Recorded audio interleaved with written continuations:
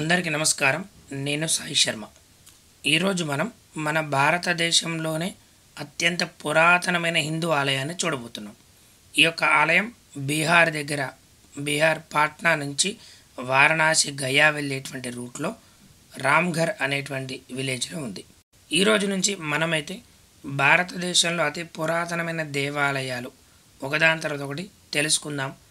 వారానికి 2 ఆలయాలు ఖచ్చితంగా మీ ముందుకు తీసుకొచ్చే ప్రయత్నం నేను చేస్తున్నాను. నా ప్రయత్నానికి సపోర్ట్గా మీరు కూడా సబ్స్క్రైబ్ చేసుకోండి, లైక్ చేయండి.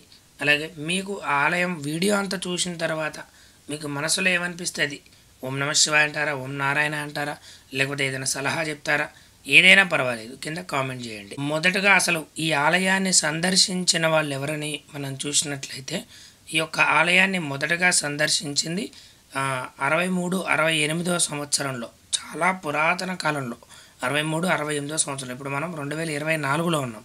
63-68 సంవత్సరంలో మనకి చైనీస్ సందర్శకులు ఓమోన్ సాంగ్ అనేటువంటి చైనీస్ సందర్శకులు బీహార్ పాట్నాకి దూరంలో 200 మీటర్ల దూరంలో ఒక మెరుస్తున్నటువంటి ఆలయాన్ని గమనించి అక్కడికి వెళ్ళి చూడగా ఈ ముండేశ్వరి ఆలయాన్ని చూసినట్లుగా నిర్ధారించబడింది. 1790లో డెనియల్ బ్రదర్స్ అనేటువంటి ఇతర దేశ సందర్శకులు ఈ యొక్క అమ్మవారి ఆలయాన్ని కూడా సందర్శించినట్లు చరిత్ర.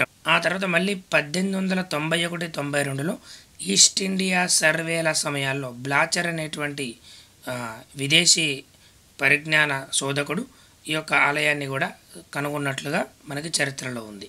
అలాగే 1903 సంవత్సరంలో ఈ యొక్క ఆలయానికి సంబంధించిన పేరుకుపోయిన చెత్తని, చుట్టూ ఉన్నటువంటి చెత్తని తీసేటువంటి సమయంలో ఈ యొక్క ఆలయానికి సంబంధించిన చరిత్ర శాసనం అనేటువంటి ఆ రాతితో రాయబడిన శాసనం కూడా బయటపడింది. 2003 సంవత్సరంలో, అంటే దాదాపు దగ్గరకు వచ్చేసాం మనం 2000 సంవత్సరంలో.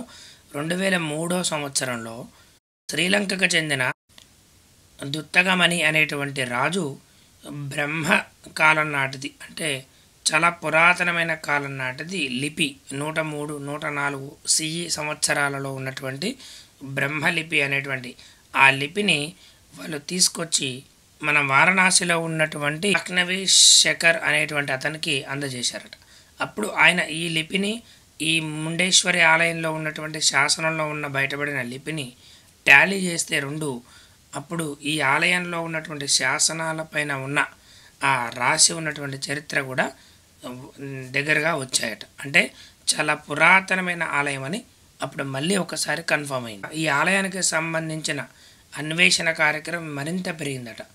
ఆ తర్వాత 2008 సంవత్సరంలో పాట్నాలో Bihar state religious survey of India అని చెప్పేసి బీహార్ స్టేట్ వాళ్ళందరూ కూడా ఒక రిలీజియస్ సంస్థని ఏర్పరచుకొని ఆలయాల మీద, వాటి మీద ఉన్నటువంటి ప్రాముఖ్యతని, వాటి యొక్క చరిత్రని వెతుకుతున్నటువంటి సమ్మిట్ పెట్టారంట. జాతీయ సమ్మేళనం అని చెప్పి సమ్మిట్ పెట్టారంట.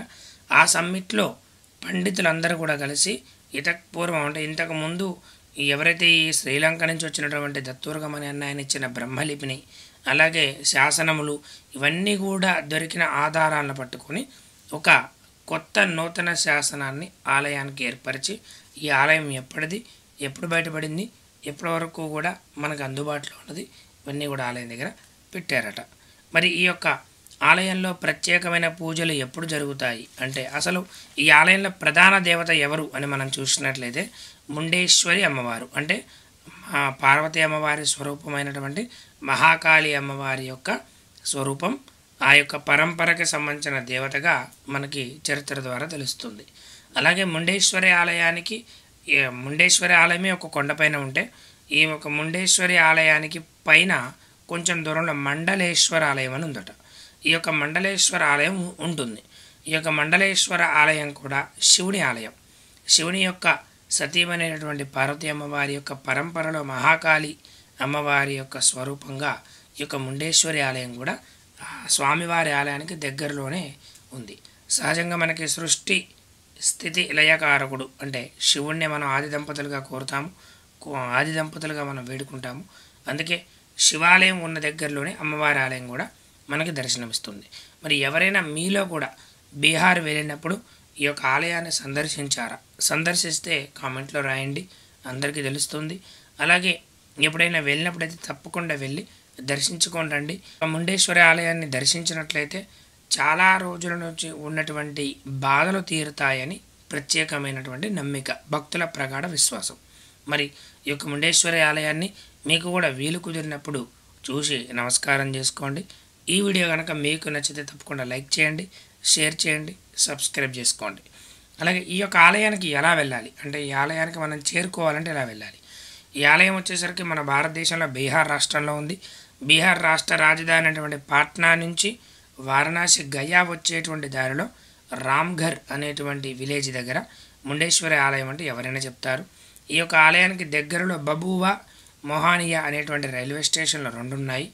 దగ్గరలో మనకి ఎయిర్పోర్ట్ అంటే వారణాసి ఎయిర్పోర్ట్, ఇంకా bus services Bihar to Varanasi to Patna bus services, లేదా ట్రైన్ కూడా అంతే, Varanasi to Patna train services నుంచి మనం ఈ ఆలయానికి చేరుకో. నా ప్రయత్నానికి సపోర్ట్గా మీరు కూడా సబ్స్క్రైబ్ చేసుకోండి, లైక్ చేయండి. అలాగే మీకు ఆలయం వీడియో అంతా చూసిన తర్వాత మీకు మనసులో ఏమనిపిస్తుంది, ఓం నమ శివాయ అంటారా, ఓం నారాయణ అంటారా, లేకపోతే ఏదైనా సలహా చెప్తారా, ఏదైనా పర్వాలేదు, కింద కామెంట్ చేయండి. జై శ్రీరామ్. మరొక మంచి ఆలయంతో మళ్ళీ కలుద్దాం. నేను సాయి శర్మ.